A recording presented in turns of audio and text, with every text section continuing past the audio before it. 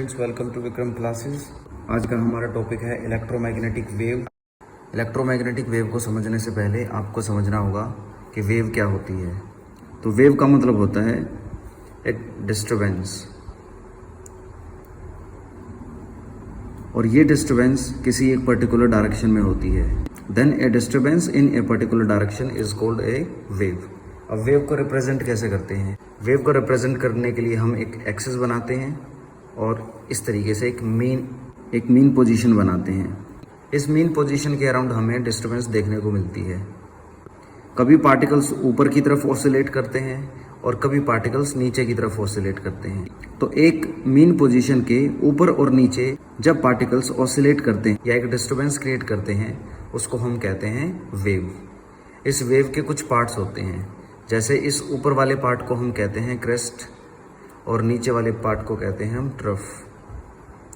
ये डिस्टरबेंस कितनी है, यानी कि इस मीन पोजीशन से कितना मैक्सिमम डिस्टेंस तक ये डिस्टरबेंस बनी है, it is called its amplitude.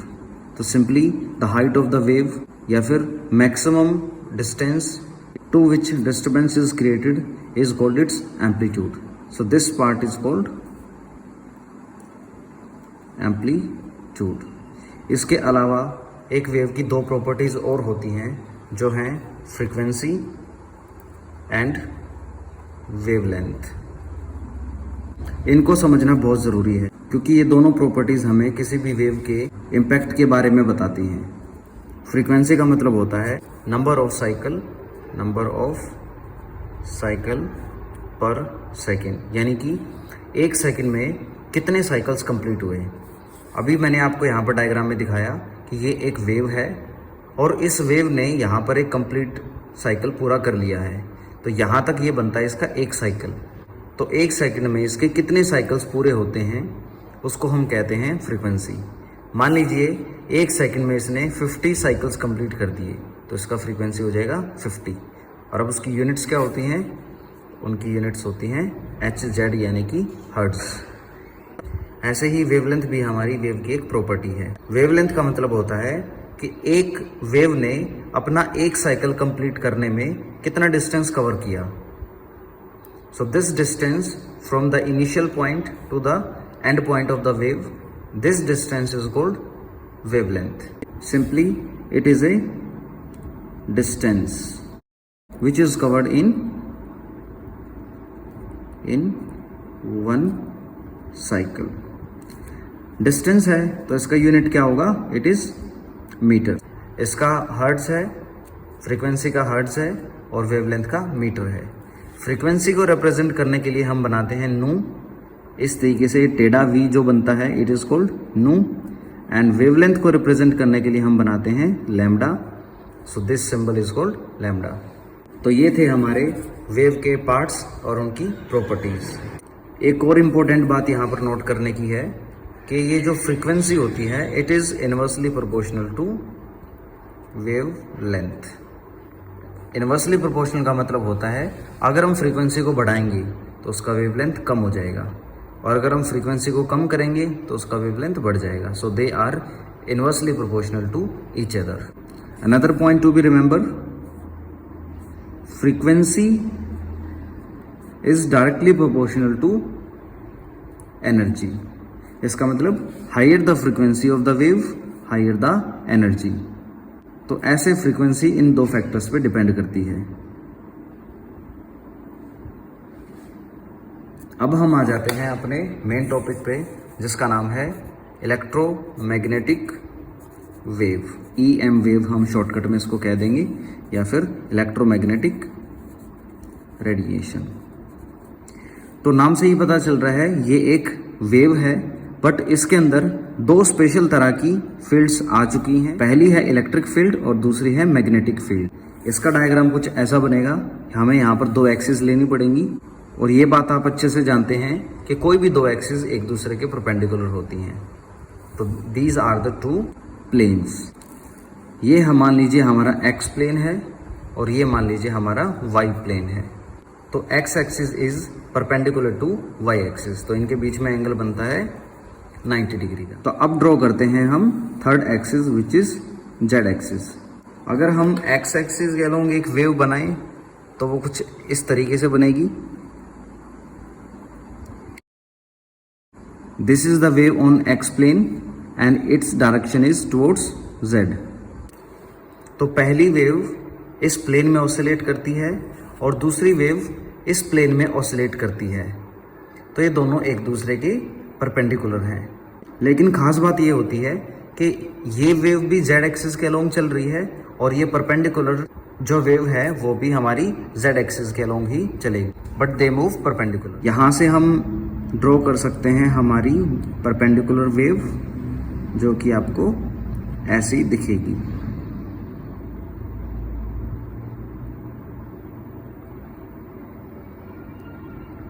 तो इन दोनों वेव्स के बीच में बनता है 90 डिग्री का angle and they are propagating in the same direction. अब हम देख लेते हैं इलेक्ट्रोमैग्नेटिक वेव की प्रॉपर्टीज। तो पहली प्रॉपर्टी होती है कि this is made up of two types of fields. There are two types of fields. First is electric field and second is magnetic field. ये दोनों फील्ड्स किस तरह की होंगी इनके बारे में आप फिजिक्स में ज़्यादा डिटेल में पढ़ोगे। यहाँ पर हमें बस ये समझना है कि ये दो तरह की जो फील्ड्स हैं they are perpendicular to each other. And second property is both field waves move in single direction. So this is the second property. And third property ये है कि इस इलेक्ट्रोमैग्नेटिक वेव को चलने के लिए कोई मीडियम की ज़रूरत नहीं होती, जबकि आप देखते हो साउंड वेव को चलने के लिए मीडियम की ज़रूरत है, यानी कि उसको सॉलिड लिक्विड गैस तीनों में से कोई ना कोई मीडियम चाहिए। अगर साउंड को कोई मीडियम नहीं मिला तो आपकी आवाज़ आगे नहीं जा सकती, लेकिन इलेक्ट्रोमैग्नेटिक वेव को चलने के लिए किसी मीडियम की ज़रूरत नहीं होती। So they do not require any medium. So these are the properties of electromagnetic waves. Last topic है हमारा electromagnetic spectrum, EM spectrum. Spectrum word का मतलब होता है collection of waves. Collection of waves. अब कौन सी वेव्स होंगी? इलेक्ट्रोमैग्नेटिक वेव्स ही होंगी, बट डिफरेंट फ्रीक्वेंसीज और डिफरेंट वेव लेंथ। जब हम अलग अलग फ्रीक्वेंसी या अलग अलग वेवलेंथ की वेव्स को एक साथ इकट्ठा रिप्रेजेंट करते हैं, देन उस कलेक्शन को कहते हैं हम इलेक्ट्रोमैग्नेटिक स्पेक्ट्रम।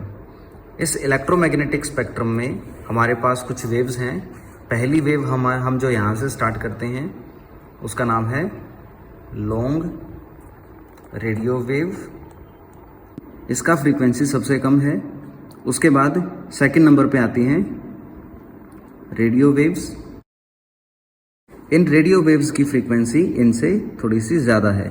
थर्ड नंबर है हमारा माइक्रोवेव्स, यानी कि माइक्रोवेव की फ्रीक्वेंसी रेडियो वेव से थोड़ी सी ज़्यादा है। तो ये बात आप अभी तक अच्छे से समझ चुके होंगे कि हम इन सभी वेव्स को इस डायरेक्शन में इंक्रीजिंग ऑर्डर ऑफ फ्रीक्वेंसी के बेस पे लिख रहे हैं। तो फोर्थ नंबर पे आती है हमारी